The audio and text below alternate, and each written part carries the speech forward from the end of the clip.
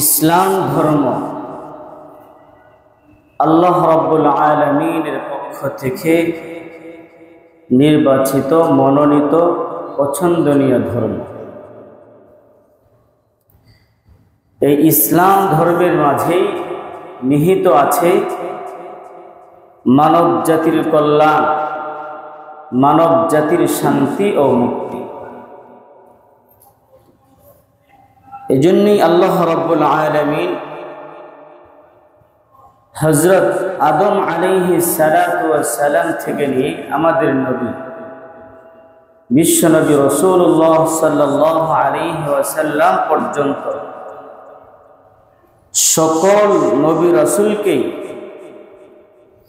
দ্বীনে হানিফ তথা ইসলামের বাণী মানুষের দাঁড়ে দাঁড়ে পৌঁছে দেওয়ার জন্য তাদেরকে প্রেরণ করেছে। সর্বশেষ আমাদের নবী বিশ্বনবী রাসূলুল্লাহ সাল্লাল্লাহু আলাইহি ওয়াসাল্লামের মাধ্যমে সেই প্রচার, সেই ইসলামকে আল্লাহ রাব্বুল আলামিন পরিপূর্ণ করেছে। এবং আল্লাহ রাব্বুল আলামিন কোরআনুল কারীমের মধ্যে ইরশাদ করেছেন, ইন্নাদ দীনা ইনদাল্লাহিল ইসলাম, নিশ্চয়ই দ্বীনে ইসলামই একমাত্র আল্লাহ রাব্বুল আলামিনের কাছে মনোনীত, নির্বাচিত, পছন্দনীয়। প্রিয় হাজির,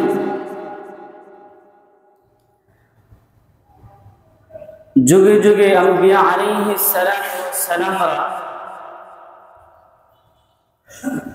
বহু রকমের, বহু ধরনের সমস্যা মোকাবেলা করে ইসলামকে মানুষের কাছে দাঁড়ে দাঁড়ে পৌঁছে দিয়েছে এবং তারা তাদের মিশনে সফল হয়েছেন। কিন্তু দুঃখ এবং আফসোসের বিষয় হচ্ছে, আমাদের নবী বিশ্বনবী রাসূলুল্লাহ সাল্লাল্লাহু আলাইহি ওয়াসাল্লামকে, এই ইসলামকে সমাজে, রাষ্ট্রে, বিশ্বে প্রতিষ্ঠিত করার জন্য কত রকমের, কত ধরনের বিপদের, সমস্যার মোকাবেলা করেছেন, তার কোনো শেষ নাই। সব ধরনের সমস্যার মোকাবেলা করে আল্লাহর হাবিব সাল্লাল্লাহু আলাইহি ওয়াসাল্লাম একটি ইসলামিক সমাজ, ইসলামিক রাষ্ট্র আমাদের সম্মুখে রেখে গিয়েছে। কিন্তু দুঃখের বিষয় হলো, আমাদের মাঝে এমন অনেক মুসলমান আছে যার বিরুদ্ধে আল্লাহর হাবিব সাল্লাল্লাহু আলাইহি ওয়াসাল্লাম সারা জীবন লড়ে গেছেন, যেই বিষয়ের বিরুদ্ধে কথা বলার কারণে বিভিন্ন রকমের জুলুম, অত্যাচার, নির্যাতনের শিকার হয়েছেন। অথচ আমাদের মাঝে কিছু মুসলমান দেখা যায় সেই অন্যায়, অপরাধ, শিরকিমূলক কাজের মধ্যে শরীক হয়ে, বিজাতীয় কালচারের মধ্যে শরীক হইতে দেখা যায়। তাদের অনুষ্ঠান, তাদের আয়োজনের মধ্যে দেখা যায় মুসলমানের কোনো সভ্যতা, সংস্কৃতির সাথে কোনো মিল নাই। সব কিছু হলো বিজাতীয় কালচার, সভ্যতা, সংস্কৃতির সাথে সাদৃশ্যপূর্ণ। অথচ আল্লাহ রাব্বুল আলামিন কোরআনুল কারীমের মধ্যে ইরশাদ করেন, লাতাজিদান্না আশাদ্দান নাসি আদাওয়াতাল লিল্লাযীনা আমানুল ইয়াহুদা ওয়াল্লাযীনা আশরাকু,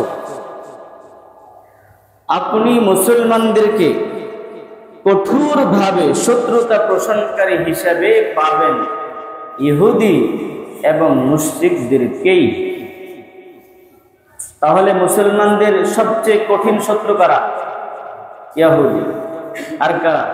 মুশরিক, যারা আল্লাহর সাথে শিরিক করে, আল্লাহকেও মানে, আবার তাদের সাথে কোটি কোটি কি মানে, খোদা মানে, মুশরিক সম্প্রদায়। যুগে যুগে সেটাই প্রমাণিত হয়েছে। ইহুদি, খ্রিস্টান, মুশরিকরা হিন্দুত্ববাদীরা এরা কখনোই মুসলমানদের বন্ধু ছিল। আমি আপনি যতই বন্ধু মনে করি, যতই কাছের মনে করি না কেন, কিন্তু তারা কখনোই আমাদেরকে কাছে মনে করে। এটা আল্লাহ রাব্বুল আলামিনের কথা। আল্লাহ বলেন, লাতাজিদান্না আশাদ্দান নাসি আদাওয়াতাল লিল্লাযীনা আমানুল ইয়াহুদা ওয়াল্লাযীনা আশরাকু। এই পৃথিবীতে মুমিন মুসলমানের সবচেয়ে কঠিন শত্রু হচ্ছে ইহুদি এবং মুশরিক সম্প্রদায়। তারাই হচ্ছে মূলত মুসলমানদের শত্রু। যেরকম ভাবে রাসূল আকরাম সাল্লাল্লাহু আলাইহি ওয়াসাল্লামের জামানা, ইসলামের প্রথম যুগে মক্কার মুসলমানরা যখন মক্কার মুশরিকদের মাধ্যমে বিভিন্নভাবে জুলুম অত্যাচার নির্যাতনের শিকার হয়ে এক পর্যায়ে তারা হাবশায় হিজরত করলেন। হাবশায় হিজরত করার পরে হাবশার যে বাদশা ছিলেন, বাদশা নাজ্জাশী, তিনি সহ ওই দেশের সাধারণ জনগণ যারা একমাত্র ইসলাম গ্রহণ করার কারণে বিভিন্ন রকমের জুলুম অত্যাচার নির্যাতনের শিকার হতেন, তারা হিজরত করে হাবশায় গিয়েছেন। তাদেরকে বাদশা সহ সাধারণ মানুষও সম্মান করে। কিন্তু মুশরিক সম্প্রদায় কখনোই মুসলমানদেরকে এই পৃথিবীতে শান্তিতে সুখে আরামে আয়েশে জীবন যাপন করতে যেন না পারে, সেটাই তারা চায়। এই জন্য মক্কার মুশরিকদের একটা প্রতিনিধি দল হাবশায় পাঠালো। তারা গিয়ে বাদশা নাজ্জাশীর কাছে অভিযোগ করলো যে আমাদের দেশের কিছু ধর্মদ্রোহী, ধর্মত্যাগী, বিশৃঙ্খলাকারী কিছু মানুষ আমাদের দেশ থেকে পালিয়ে আপনার দেশে চলে আসছে, ওদেরকে আমাদের হাতে সুপুর্দ করে। বাদশা নাজ্জাশী খুবই চালাক চতুর ছিলেন, বিচক্ষণ ছিলেন। উনি বিষয়টা তদন্ত করলেন। তো মুসলমান যারা গেলেন তাদের মধ্য থেকে ডাকা হলো, জিজ্ঞাসা করা হলো, কি ব্যাপার, আপনারা আপনাদের দেশ ত্যাগ করে কেন আসলেন? এরপরে তিনি বললেন, একটা ভাষণ দিলেন। এই ভাষণ আপনাদের সম্মুখে পেশ করা হয়েছে ইতিপূর্বে আলোচনার মধ্যে। বাদশা নাজ্জাশী যখন দেখল যে ওই সাহাবী ভালো কথাই বলেছে, সুন্দর কথা বলেছে, এক পর্যায়ে ওই মুশরিকদের প্রতিনিধি দলকে বলল যে তোমাদের হাতে কখনোই এদেরকে আমি সুপুর্দ করব। তাহলে কি বুঝলাম? মুশরিকরা, মুশরিক সম্প্রদায় মুসলমানদের বন্ধু না শত্রু? এক তো নিজের দেশে নিজের এলাকায়ও শান্তিতে থাকতে দেয় না, এলাকা ছেড়ে হাবশায় হিজরত করছে, সেখানেও শান্তিতে থাকতে দিবে না। এই জন্য বাদশার কাছে কি করেছে? অভিযোগ করেছে। প্রিয় হাজরিন, বর্তমান কালের যে ঘটনা, আমাদের কক্সবাজার এদিকে যে রোহিঙ্গাদের অবস্থান, তারা যে মায়ানমার ছেড়ে চলে এসেছে, এই ব্যাপারেও তাদের পক্ষ নিয়ে কথা বলার ব্যাপারে যারা চুপ থাকে বা তাদের বিরুদ্ধে কথা বলে, এদের সবাই হলো মুশরিক। এরা সবাই কি? মুশরিক। হয়তো কেউ মানুষকে বোঝা মনে করে, যেরকম বৌদ্ধ ধর্ম, তাদের বৌদ্ধ যে গুরু আছে তাকে প্রভু হিসাবে মেনে নিছে। হিন্দু সম্প্রদায় তারা বিভিন্ন ধরনের মূর্তি পূজা সহ বিভিন্ন জিনিসকে তাদের খোদা মেনে নিছে। এভাবে যারা শিরিকের সাথে সম্পৃক্ত, তারা এই আরকান বা মায়ানমারের মুসলমানের পক্ষ নিতে বা তাদের পক্ষে কথা বলতে চুপ থাকে। চুপ থাকে কেন? আসলে মুসলমানদেরকে ভালোবাসে নাকি ভালোবাসে না? ভালোবাসে না বলে কি তারা চুপ থাকে। প্রিয় হাজরিন, এরপরে 2019 সালের 16ই জুলাই আপনারা জানেন, প্রিয়া সাহা একজন হিন্দু মহিলা, তারা একটা সংগঠন করেছে, সেটা হলো হিন্দু বৌদ্ধ খ্রিস্টান ঐক্য পরিষদ। বলেন, একটা সাম্প্রদায়িক সম্প্রীতির দেশে কেউ যদি হিন্দু বৌদ্ধ খ্রিস্টান ঐক্য পরিষদ গড়ে আর মুসলমানদেরকে আলাদা করে রাখে, এটা কি তারা কি সম্প্রীতি বজায় রাখতেছে নাকি সম্প্রীতি নষ্ট করতেছে? দরকার ছিল একটা দেশে যদি মুসলমান থাকে, হিন্দু থাকে, বৌদ্ধ থাকে, খ্রিস্টান থাকে, চাকমা থাকে, গারো থাকে, বিভিন্ন শ্রেণীর মানুষ থাকে, সবাইকে নিয়ে ঐক্য পরিষদ গড়ে তোলা। কিন্তু তারা কি হিন্দু বৌদ্ধ খ্রিস্টান ঐক্য পরিষদ গড়ে তুলছে কেন? রাসূলুল্লাহ সাল্লাল্লাহু আলাইহি ওয়াসাল্লাম এই কথা আরো অনেক আগেই বলেছেন। রাসূল বলেন, আল কুফরু মিল্লাতুন ওয়াহিদা, সমস্ত কুফরি বাতিল শক্তিগুলো মুসলমানদেরকে ধ্বংস করার জন্য এক। এই মুসলমান, সে কি সুন্নি মুসলমান নাকি ওহাবি মুসলমান, সে জামাত ইসলাম করে নাকি ইসলামী আন্দোলন করে নাকি খেলাফত মজলিস করে নাকি সে সাধারণ মুসলমান, সে কি আলেম না, সেগুলো দেখে না, বরং মুসলমানকে কিভাবে ধ্বংস করতে পারবে, মুসলমানকে কিভাবে নিধন করা যাবে, সেটাই হলো তাদের কি চক্রান্ত। কথা বলা ঠিক কিনা? কিন্তু আমরা আছি দলাদলি নিয়া, এটাও ষড়যন্ত্র। আমরা মুসলমান বিভিন্ন দলে বিভক্ত হয়ে গেছি। এই যে আওয়ামী লীগ, বিএনপি, আওয়ামী লীগের মধ্যে মুসলমান আছে কিনা? বিএনপির মধ্যে, জামাত ইসলামের মধ্যে, অন্য দলের মধ্যে মুসলমান আছে কিনা? কিন্তু দেখা যাচ্ছে আজকে মুসলমানদের মধ্যেই ভেদাভেদ, মারামারি, কাটাকাটি, হানাহানি, ঝগড়াঝাটি। আর সংখ্যাগরিষ্ঠ ৯৫% মুসলমানের দেশে সংখ্যালঘু অল্প কিছু হিন্দুরা তাদের হিন্দুত্ববাদ প্রতিষ্ঠা করার জন্য বিভিন্ন রকমের ষড়যন্ত্র আর পায়তারা করে যাচ্ছে। কথা বলা ঠিক কিনা? এটা তারা আমাদের দেখতেছে যে আমরা আমাদের মাঝে মারামারি লাগায়া এখন তারা তাদের উপকার, তাদের যেটা সেটা উপকার হাসিল করে নিতেছে। প্রিয় হাজির, ওই প্রিয়া সাহা, সে এক সময়, ওই সময় আমেরিকার প্রেসিডেন্ট ছিল ডোনাল্ড ট্রাম্প। আপনারা সবাই যারা পেপার পত্রিকা পড়েছেন, বিভিন্ন খবর নিউজে দেখছেন, সে গিয়া ওই ডোনাল্ড ট্রাম্পের কাছে গিয়া বাংলাদেশের বিরুদ্ধে কথা বলছে যে আমরা হলাম বাংলাদেশের সংখ্যালঘু, আমাদেরকে কোনোভাবেই বাংলাদেশে শান্তিতে বসবাস করতে দেয় না, আমাদের হাজার হাজার লাখ লাখ মানুষকে তারা মেরে ফেলছে, ঘর বাড়ি জ্বালিয়ে দিয়েছে, এটা করছে সেটা করছে। তো ডোনাল্ড ট্রাম্প আর বাংলাদেশ আসে দেখে নাই, সে কিগুলা তদন্ত করছে, সে ঠিক আছে বলছে এই সেই। তাহলে কারা এগুলো করছে? বলছে যে মুসলমান যারা মৌলবাদ, তারা আমাদেরকে এভাবে কি করতেছে, শান্তিতে বসবাস করতে। প্রিয় হাজরিন, বোঝা গেল কি মুশরিকরা কখনোই মুসলমানদের বন্ধু হতে পারে। অথচ প্রিয় হাজরিন, 1971 সালের পর থেকে মুসলমানদের এই দেশে হিন্দুরা যেভাবে শান্তিতে আরাম আয়েশে বসবাস করতেছে, ভারতে মুসলমানরা সেভাবে আরাম আয়েশে শান্তিতে বসবাস করতে পারতেছে। অথচ দেখা যায় বাংলাদেশে তারাই ষড়যন্ত্র করে। বিগত দিনেও দেখা গেছে মূর্তি তারাই ভাঙ্গে, মূর্তির হাতে, মূর্তির কাছে কোরআন শরীফ তারাই রাখে, বিভিন্ন ষড়যন্ত্র করে, এরপরে চাপায় যায় মুসলমানদের উপর, যাতে করে একটা দাঙ্গা লাগানো যায়, মারামারি লাগানো যায়। আর পার্শ্ববর্তী দেশ থেকে তারা মুসলমানদের বিরুদ্ধে এই সেই কথা বলে। কিন্তু আমাদের কথা হলো যে আপনাদের দেশে সংখ্যালঘু মুসলমানরা কতটুকু নিরাপদে আছে?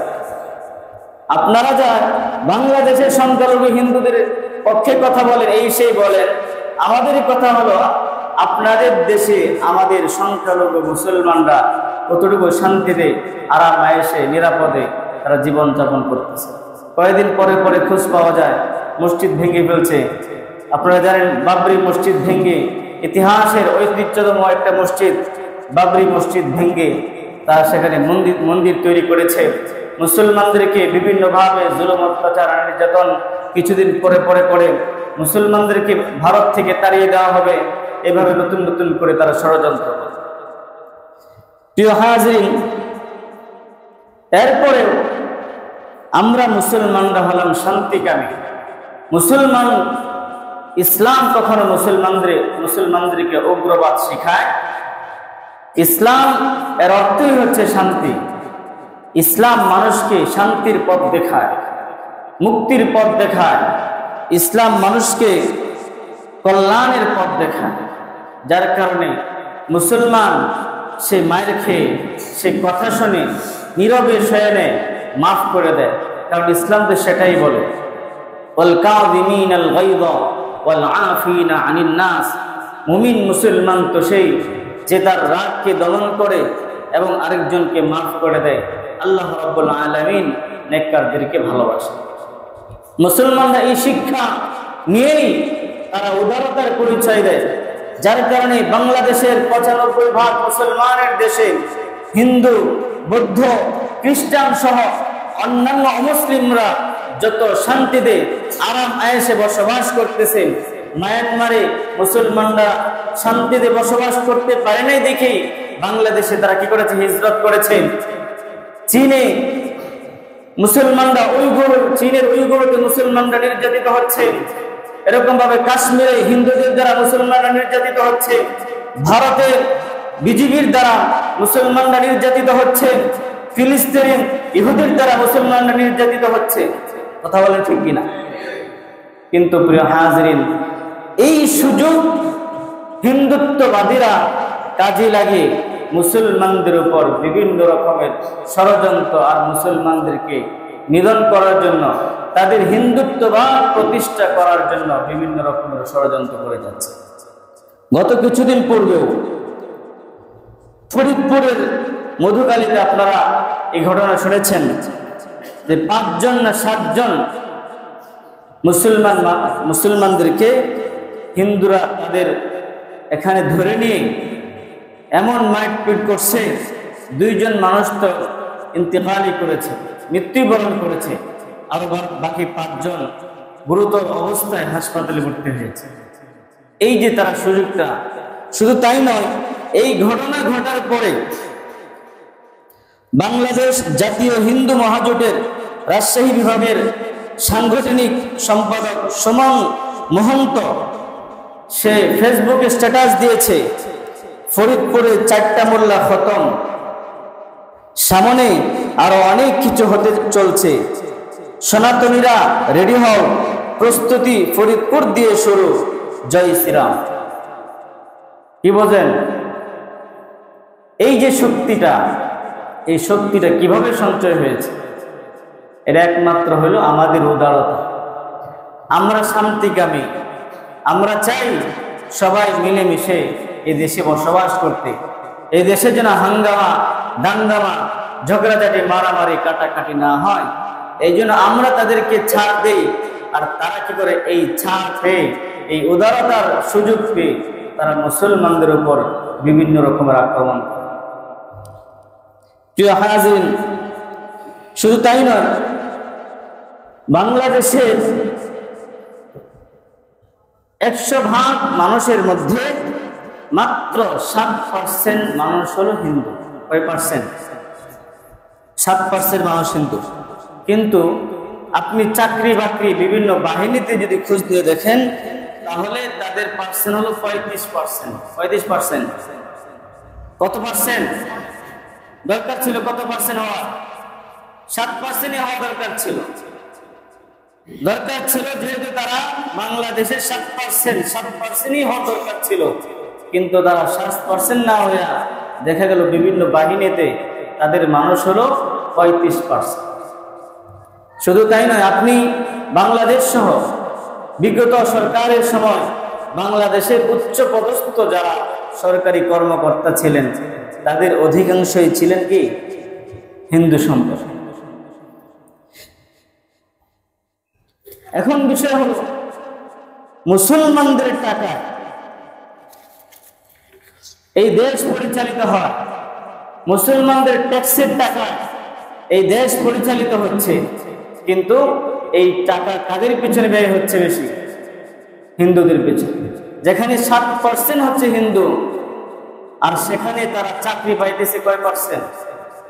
তাহলে বৈষম্য হচ্ছে কি হচ্ছে না?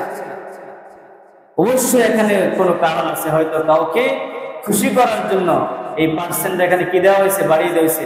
শত শত মুসলমান যুবক বেকার হয়ে শিক্ষাগত যোগ্যতা নিয়ে ঘোরাফেরা করতেছে, কিন্তু দেখা যাইতেছে 97% মুসলমানের দেশে 35%, 7%-এর মধ্যে 35% কি পায়? হিন্দুরা চাকরি পায়। প্রিয় হাজিরিন, এর মধ্যে হিন্দুরা নতুন করে একটি সংগঠন তৈরি করেছে, ইসকন, যার কর্মপন্থা, যার খারাপিতা আপনারা ইতিপূর্বে দেখতে পেরেছেন।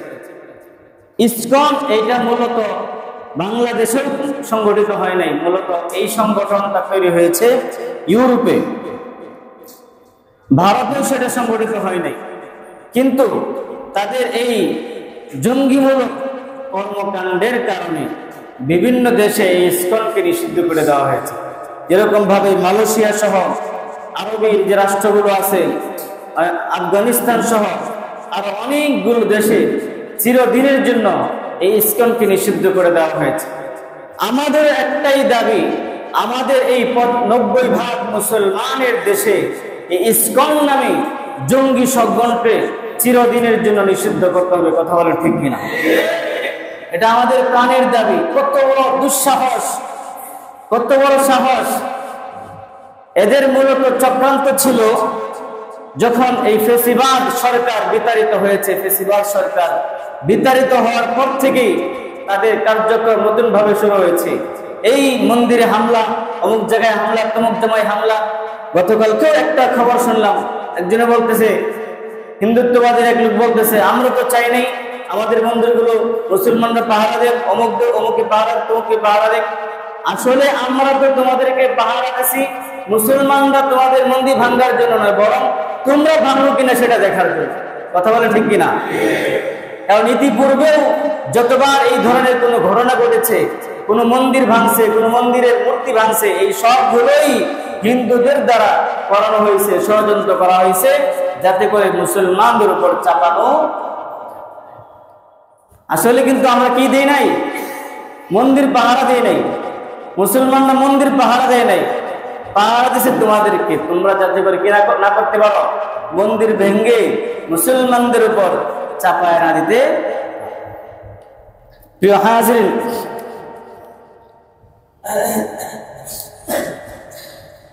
এর মধ্যে দেখা যাচ্ছে উগ্রপন্থী যে হিন্দু সংগঠন ইসকন বাংলাদেশে যে খারাপ পরিস্থিতি তৈরি করেছে, আপনারা দেখেছেন চট্টগ্রামে এই ফেসিবাদ সরকার যাওয়ার পর থেকেই তাদের নড়াচড়া একটু বেড়ে গেছে।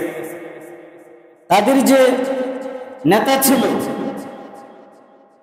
চিন্ময় কৃষ্ণ দাস, সে বিভিন্নভাবে মূলত হলো তারা যে শক্তির অবজয় করেছে, সেটা হলো ওই ফেসিবাদ সরকারের সহায়তায়। এবং আরো জানার দরকার, ফেসিবাদ সরকারের যে শিক্ষামন্ত্রী ছিল নৌফেল, সে ওই ইসকন সংগঠনকে বিভিন্নভাবে সাহায্য সহযোগিতা করত, কঠিনভাবে সাহায্য সহযোগিতা করত। এই সুযোগ পেয়ে একটা ধর্ম 90% মুসলমানের দেশে মাত্র 7% একটা অমুসলিম জাতি, হিন্দু ধর্মাবলম্বী, তারা এত শক্তি সঞ্চয় কিভাবে করে? অবশ্যই সরকারি সহযোগিতাই তারা এই শক্তিরা সঞ্চয় করেছে। না হয়তো গত কিছুদিন পূর্বে যখন চিন্ময় কৃষ্ণ দাসকে গ্রেফতার করা হলো, তখন তার মুক্তির জন্য, জামিনের জন্য চট্টগ্রাম যখন হাইকোর্টে তারা জড়ো হলো, যখন তাকে জামিন দেওয়া হলো না, তখন তারা মুসলমানদের উপর আক্রমণ করলো, মসজিদ ভাঙলো, মসজিদের ভিতরে যে মুসল্লিরা ছিল তাদেরকে আক্রমণ করেছে। যখন কোনোভাবেই হলো না, এক পর্যায়ে এক আইনজীবী, কি নাম, সাইফুল ইসলাম, আলিফ সাইফুল ইসলাম, আল্লাহ রাব্বুল আলামিন তাকে শহীদ মর্যাদা দান করুন, সকলে বলুন আমিন। তাকে ধরে নিয়ে জবাই করে হত্যা করেছে। চিন্তা করেছেন? আপনারা তো মনে করতেছেন এটা কিছুই না, কিন্তু তারা তাদের এই ষড়যন্ত্র কিভাবে করতেছে, মুসলমানদের দেশে, 90% মুসলমানের দেশে এই সুযোগটা কিভাবে পেয়েছে? একমাত্র সেটা হলো আমাদের উদারতা। আমরা চাই সম্প্রীতি থাকুক, পরস্পরের মধ্যে মিল মহাব্বত থাকুক, মিলেমিশে জীবন যাপন করি, কিন্তু তারা কখনোই মুসলমানদেরকে দিল দিয়ে মহাব্বত করে। এটা আল্লাহ রাব্বুল আলামিন কোরআনুল কারীমের মধ্যে বলে দিয়েছে। এই জন্য আমাদের জন্য করণীয় কি? এই অবস্থায় এই যে ইসকন নামে উগ্র সংগঠন, জঙ্গি সংগঠন, তাদের হিন্দুত্ববাদ প্রতিষ্ঠার জন্য মাঝে মাঝে এরকম মনে হয় যারা দেশের কর্ণধার আছে, দেশ পরিচালনা, তাদের কথাবার্তায় বোঝা যায় বাংলাদেশটা মনে হয় ভারতেরই একটা অঙ্গরাজ্য, ভারতেরই মনে একটা অংশ, এইভাবে মনে হয়। অথচ 1971 সালে হাজার হাজার লাখ লাখ শহীদের বিনিময়ে এই দেশ আমরা স্বাধীন করেছি। কিন্তু যদিও আমরা পাকিস্তান থেকে স্বাধীন করেছি, কিন্তু ভারত থেকে আমরা কি করতে পারি নাই? প্রিয় হাজরিন, এই জন্য 2024 সালে জুলাই এসে যে আমরা স্বাধীনতা আবার অর্জন করেছি, সেই স্বাধীনতা অক্ষুণ্ণ রাখতে হলে আমাদেরকে ঐক্য হতে হবে। একটু আগেও বললাম, অমুসলিমরা কুফরি শক্তিগুলোকে মুসলমানকে ধ্বংস করার ক্ষেত্রে কখনো দেখে না। সে ওয়াহাবি, সে সুন্নি, সে জামাত ইসলাম, সে অমুক, সে তমুক, সে অমুক দলের, সে তমুক দলের, তার মুখে দাড়ি আছে কিনা, না নাই, লম্বা দাড়ি, তার পাগড়ি জামা আছে কিনা, সেগুলো দেখে না। বরং যদি মুসলমান হয় তাকে ধ্বংস করার জন্য সব ধরনের ষড়যন্ত্র করে। কথা বলে ঠিক কিনা?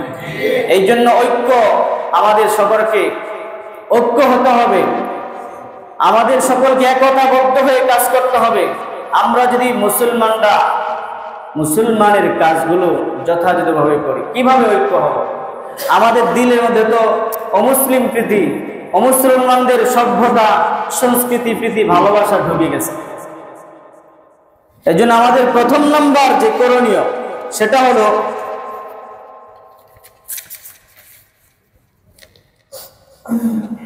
পোশাক পরিচ্ছদ এবং কথাবার্তায়, আচার আচরণে, চলাফেরায়, সব কিছুতে ইসলামী রীতিনীতির কঠোরভাবে পালন করতে হবে। এখন আমার চলাফেরা যদি অমুসলিমদের সাথে মিলে, অমুসলিমদের কথা মতামতের মতো হয়, তাদের চাল চলনের মতো হয়, তাদের মতো যদি আমাদের জীবন যাপন হয়, তাহলে আমরা কিভাবে তাদের বিরুদ্ধে রুখে দাঁড়াবো? দ্বিতীয় নম্বর হলো, বিশেষ প্রয়োজন ছাড়া কোনো অমুসলিম দেশে সফর করা যাবে।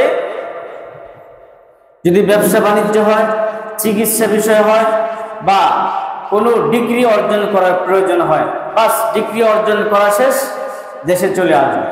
বিশেষ প্রয়োজন ছাড়া তারা যেন এই কথা মনে করতে পারে যে মুসলমানরা আমাদের মুখাপেক্ষী নয়। কিন্তু আমরা যদি তাদের মুখাপেক্ষী হয়ে যায়, তারা যদি ভাবে যে আমাদের ছাড়া তারা চলতে পারে না, এটা সেইটা, তখন প্রিয় হাজির, কোনোভাবেই আমরা তাদের বিরুদ্ধে রুখে দাঁড়াতে পারবো। তৃতীয় নাম্বার হলো, মুসলমানদের বিরুদ্ধে কখনোই কাফেরদেরকে সাহায্য সহযোগিতা করা যাবে না। ইতিপূর্বে আমরা কখনোই অন্য কোনো অমুসলিমদের কোনো দলের নেতাকে গ্রেফতার হতে দেখি নাই। দেখছেন কেউ? কিন্তু মুসলমানরা অমুসলিমদের বিরুদ্ধে কথা বলার কারণে মুসলমান অনেক নেতারা গ্রেফতার হয়েছে। এরকম ঘটনা ঘটছে কিনা? অথচ আল্লাহ রাব্বুল আলামিন কোরআনে বলেন, তাআওয়ানু আলাল বিররি ওয়াত তাকওয়া ওয়ালা তাআওয়ানু আলাল ইসমি ওয়াল উদওয়ান। তোমরা সৎ কাজে একে অপরকে সাহায্য করো, তবে অসৎ কাজে কখনোই একে অপরকে সাহায্য সহযোগিতা। যদি অমুসলিমদের বিরুদ্ধে কথা বলার কারণে কেন ওদের বিরুদ্ধে কথা বলা হলো? ওরা যে ষড়যন্ত্র করে যাচ্ছে, ওরা যে 90% মুসলমানের দেশে প্রকাশ্যে একজন মুসলমান সাধারণ না, একজন মুসলমান আইনজীবী তাকে প্রকাশ্যে জবাই করে হত্যা করে, মুসলমানদেরকে তাদের এখানে ধরে নিয়ে হত্যা করে, মুসলমানদেরকে বিভিন্নভাবে কত রকমের ষড়যন্ত্র করে, এমনকি ইসকনের একটা প্রতারণা হচ্ছে। তারা মুসলমান মেয়েদেরকে প্রেমের ফাঁদে ফেলে তাদের সাথে দৈহিক যেটা আছে সেটা পূরণ করে, এমনকি ভিডিও করে রাখে। শুধু তাই নয়, এমনও আছে ওই রাজশাহী না কোন জায়গার এক শিক্ষক, হিন্দু শিক্ষক, 7 বছর পর্যন্ত সে যে হিন্দু সেটা গোপনে রাখে এক মুসলমান মেয়েকে বিয়ে করছে। 7 বছর পরে প্রকাশিত হয়েছে সে কি অমুসলমান। এটা ষড়যন্ত্র। প্রিয় হাজিরিন, শুধু তাই অনেক মুসলমান মেয়েদেরকে প্রেমের ফাঁদে ফেলে ওদেরকে বিবাহতে নিয়ে যৌন পল্লীতে পর্যন্ত বিক্রি করে দেয়। ওদের মূল কাজ হলো, মূল টার্গেট হলো কিভাবে এই বাংলাদেশকে একটা হিন্দুত্ববাদ প্রতিষ্ঠা করা যায়, ভারতের অঙ্গরাজ্যে পরিণত করা যায়। এটাই হলো তাদের কি মূল চক্রান্ত। আমাদেরকে সচেতন থাকতে হবে, সতর্ক থাকতে হবে। প্রিয় হাজিরিন, এরপর হলো বিনা প্রয়োজনে কোনো অমুসলমানদের সাহায্য সহযোগিতা গ্রহণ করা যাবে। আল্লাহ রাব্বুল আলামিন কোরআনুল কারীমের মধ্যে বলেছেন, ইয়া আইয়ুহাল্লাযীনা আমানু লা তাত্তাখিযুল ইয়াহুদা ওয়ান নাসারা আউলিয়া। হে ঈমানদার ব্যক্তিরা, তোমরা কখনো মুসলিমদেরকে বন্ধু হিসেবে গ্রহণ করো না, কারণ তারা কখনোই তোমাদের বন্ধু হতে পারে। বিশ্বনবী রাসূলুল্লাহ সাল্লাল্লাহু আলাইহি ওয়াসাল্লাম যখন মক্কা থেকে মদিনায় হিজরত করেছেন, প্রথমেই গিয়ে তিনি সাম্প্রদায়িক সম্প্রীতি করার জন্য চেষ্টা করেছেন। মদিনার মধ্যে অনেক রকমের, অনেক ধরনের, অনেক গোত্রের মানুষ বসবাস করত।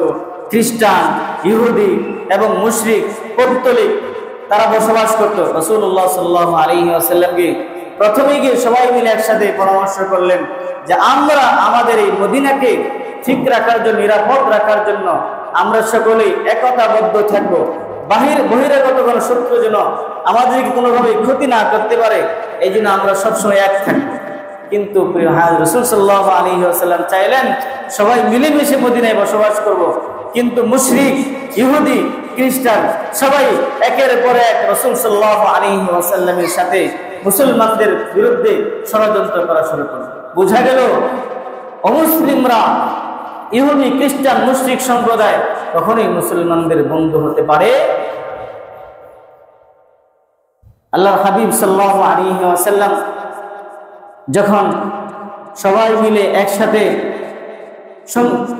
ধর্মীয় সম্প্রীতি বা সামাজিক সম্প্রীতি গঠন করলেন, এক পর্যায়ে যখন মক্কার মুশরিকরা মুসলমানদের বিরুদ্ধে যুদ্ধ করার জন্য তারা ষড়যন্ত্র করতেছে, এইদিকে মদিনার ইহুদিরাও তাদের হাতে হাত রেখে মুসলমানদের কিভাবে ধ্বংস করা যায় এই জন্য তারাও ষড়যন্ত্র করে। রাসূল সাল্লাল্লাহু আলাইহি ওয়াসাল্লাম সেই কথা বুঝতে পেরে এক পর্যায়ে মদিনা থেকে সমস্ত ইহুদিদেরকে বিতাড়িত করেছে, কারণ এরা কখনোই মুসলমানদের বন্ধু হতে পারে।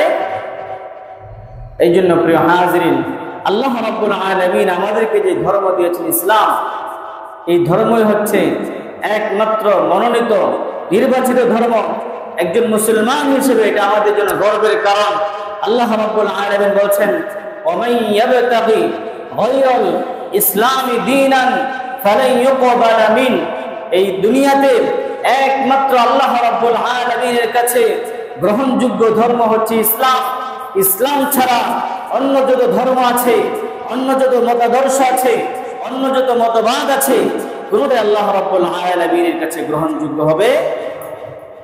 সুতরাং আমাদের এই 90-95% মুসলমানের দেশে কোনোভাবেই যেন কোনো অমুসলিম সম্প্রদায়, কোনো সংগঠন মুসলমানদেরকে কোনোভাবেই যেন কোনোভাবে ক্ষতি না করতে পারে, সেজন্য সকল মুসলমানদেরকে একতাবদ্ধ হয়ে সজাগ দৃষ্টি রাখতে হবে এবং বর্তমান পরিস্থিতিতে বাংলাদেশকে যে ইসকন নামে জঙ্গি সংগঠন, উগ্রবাদী সংগঠন এই দেশের মধ্যে বিশৃঙ্খলা তৈরি করে গেছে।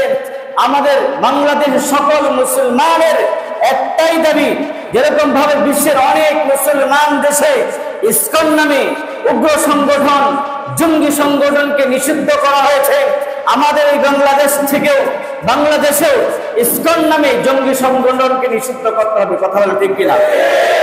না হয়তো এর জন্য মুসলমানরা যে কোনো ধরনের পরিস্থিতি, যে কোনো ধরনের কর্মসূচি তারা গ্রহণ করতে বাধ্য হবে। কথা বলে ঠিক কিনা? প্রিয় হাজরিন, আমাদেরকে সজাগ দৃষ্টি রাখতে হবে এবং মনে রাখতে হবে যে বললাম, মুশরিক সম্প্রদায়, ইহুদি সম্প্রদায়, খ্রিস্টান সম্প্রদায়, আপনি বিশ্বের ইতিহাস খোঁজেন, বর্তমান পরিস্থিতি দেখেন, সব জায়গায় ইহুদিরা, না হয়তো খ্রিস্টানরা, না হয়তো বৌদ্ধরা, না হয়তো আপনার মুশরিকরা, না হয়তো হিন্দুরা মুসলমানদেরকে একের পর এক মুসলমানদের উপর জুলুম, অত্যাচার, নির্যাতন করেই যাচ্ছে। কোন দেশে আছে ইহুদিদের উপর নির্যাতন করছে মুসলমানরা? কোন দেশে আছে খ্রিস্টানদের উপর করতেছে, হিন্দুদের উপর করতেছে? বাংলাদেশের এই 1971 সালের পর থেকে এই পর্যন্ত এই ধরনের কোনো ধরনের ঘটনা ঘটে নাই যে মুসলমানরা হিন্দুদের উপর কোনো ধরনের আক্রমণ করেছে। কিন্তু দেখেন, চীনের উইগুর মুসলমানদের উপর ওরা কি করতেছে? জুলুম করতেছে। কাশ্মীরে হিন্দুরা জুলুম করতেছে। মায়ানমারে বৌদ্ধরা মুসলমানদের উপর জুলুম করতে করতে এক পর্যায়ে মুসলমানরা বাংলাদেশে চলে এসেছে। এরকম ভাবে ফিলিস্তিনে মুসলমানদের উপর ইসরায়েলের ইহুদিরা জুলুম অত্যাচার করতেছে। আল কুফরু মিল্লাতুন ওয়াহিদুন, পৃথিবীর আনাচে কানাচে তাদের একটাই আওয়াজ, এই পৃথিবীতে মুসলমান থাকতে পারবে, শুধু তারাই থাকবে। কারণ তাদের সবার চিন্তা শেষে গিয়ে একটাই, সেটা হলো স্বাধীনভাবে দুনিয়াতে মন যাই চায় তাই করে যাব। জীবজন্তু, হাইওয়ানরা যেভাবে তাদের স্বাধীনভাবে জীবন যাপন করে যায়, যা মন চায় তাই করে, কিন্তু মুসলমানরা তো তা করতে পারে না। মুসলমানদের একটা ধর্মীয় বিশ্বাস আছে, মুসলমানদের হিসাব নিকাশের একটা বিশ্বাস আছে, কাল কিয়ামত আছে, জান্নাত জাহান্নামের বিশ্বাস আছে। এই জন্য মুসলমানরা কিছু করতে পারে না, এবং মুসলমানের দেশে যা তা করতে মুসলমানরা কখনো দেয়।